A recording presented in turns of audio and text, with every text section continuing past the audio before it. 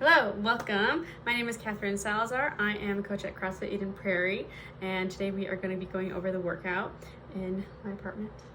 We're not at a chiropractic office today. So I chose workout number 1. This one is 4-time workout. Apologies.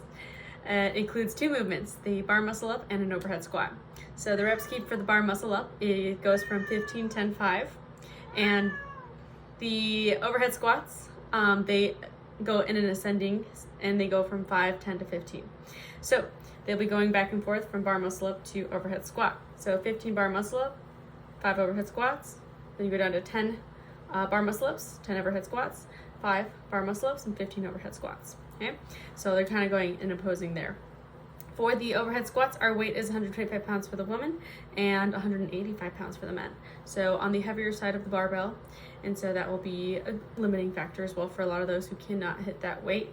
On the other side, we also have a very high level skill for the bar muscle up, which is also very difficult for most that aren't in your traditional CrossFit gym. So for the bar muscle up, we have beginner, intermediate, and potential injury, different scaling options.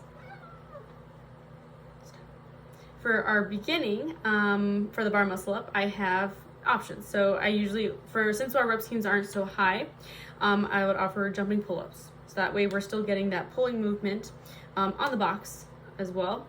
If that is yet still too difficult, then we can also bring it down to where you're just using the bar against the rig and having someone kind of go through that movement as well.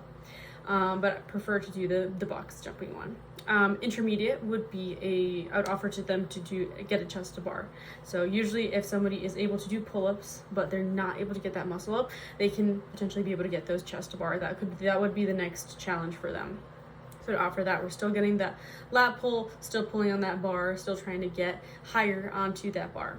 For a potential injury person, say they can't even get their arms above their head, I would probably move on to at least get that the ring row going, or we can also do a barbell row against the rig as well. So they'll be horizontal and pulling up, so that at least they're utilizing their lats for it as well.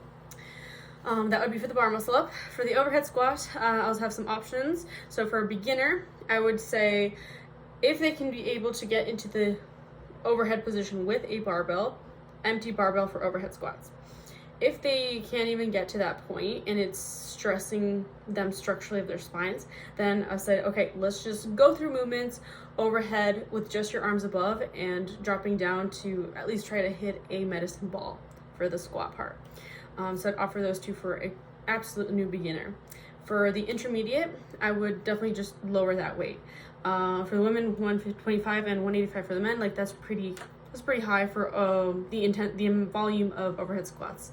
And so if we're not able to hit that, let's bring it down.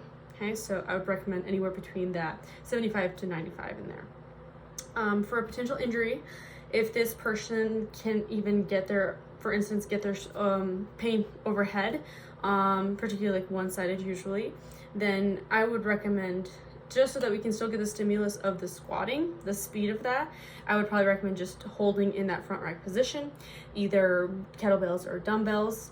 If they're able to, chances are if they can't get that bar overhead, they probably can't hold a barbell in the front rack either. So I would probably bring that out to either barbell or kettlebell. Okay. Thank you for watching.